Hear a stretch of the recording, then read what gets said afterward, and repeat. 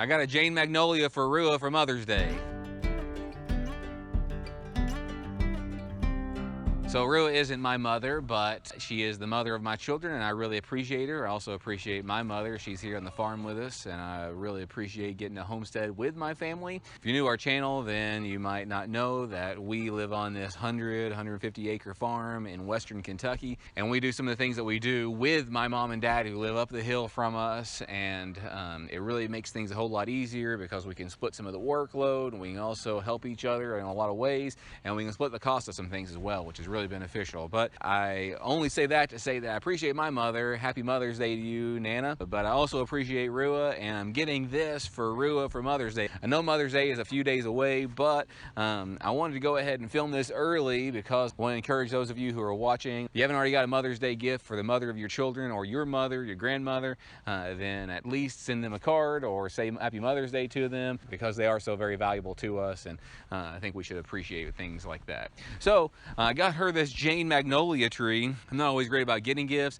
and she said she was going to get her own Mother's Day gift, but I'd already had planned on getting this, and then I told her I'd planned on getting this, and she said, oh, I didn't know, just go ahead and get it. I was going to surprise her with it, but since it's not a surprise anymore, then I'll let her see in just a moment. But this is a Jane Magnolia tree. It really doesn't have a whole lot of uses. I'm not sure. I think I read something about regular magnolias having edible flowers. I'm not sure about that for the Jane Magnolia specifically, but one of the uses for it is for pollinators and then simply for beauty. So I like to stack functions here on our homestead, try to find as many functions for things as possible, and this one, obviously, it adds to the soil because it is a plant, prevents erosion, things like that. I can use it for a trellis for peas and beans and stuff like that, plant some stuff around it in a guild. But the two main functions for this Jane Magnolia is for pollination and for beauty, and I think that is a useful thing because if you have something that's very beautiful, that definitely adds to things. You look for things that are beautiful in the world, and I think that's a great thing. So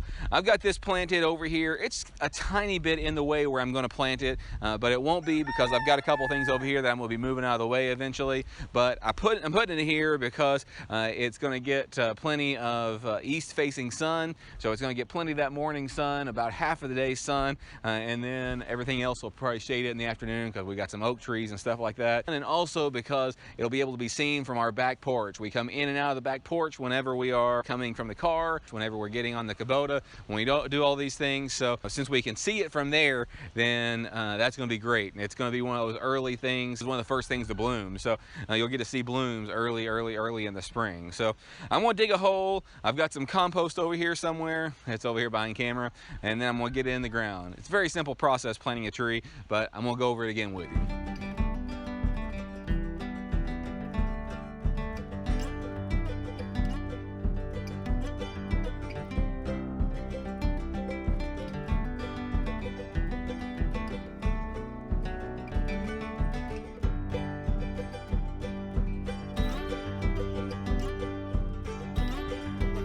So I've got my hole dug.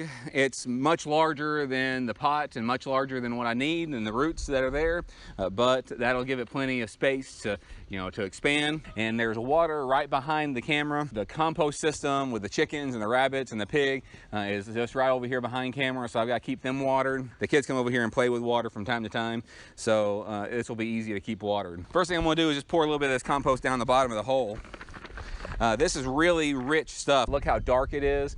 It's kind of rotted. It's rotted yard clippings, and it's got some rabbit manure in here and some chicken manure, and they've scratched it, they've worked it. Then I'm going to take the tree, I'm going to just take it out of the pot.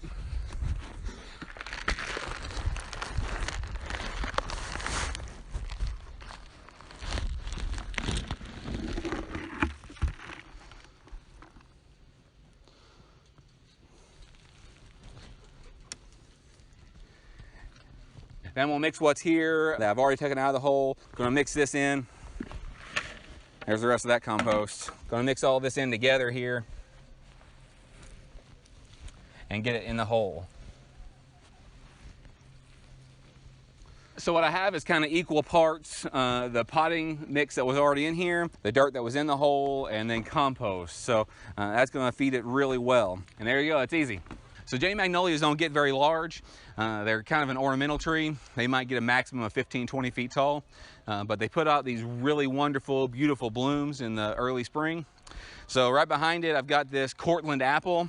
And then over here, I've got this Bell of Georgia peach. They can get larger. I'm gonna try to prune them back just a bit.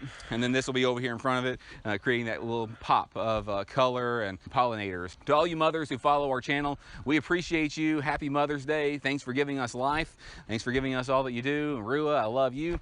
Really appreciate you. I hope you enjoy this Jane Magnolia. For those of you who wanna see how things are gonna go with this, make sure to follow our channel. It probably won't be blooming again until next year, but next year, I will definitely show you the pop on this Jane Magnolia. It's going to be beautiful. So hit that like button, subscribe to our channel, hit the notification bell, select all so you never miss a notification. And we do a new video every Tuesday, Thursday, and Saturday. I try to upload about noon on those days. Until next time, thanks.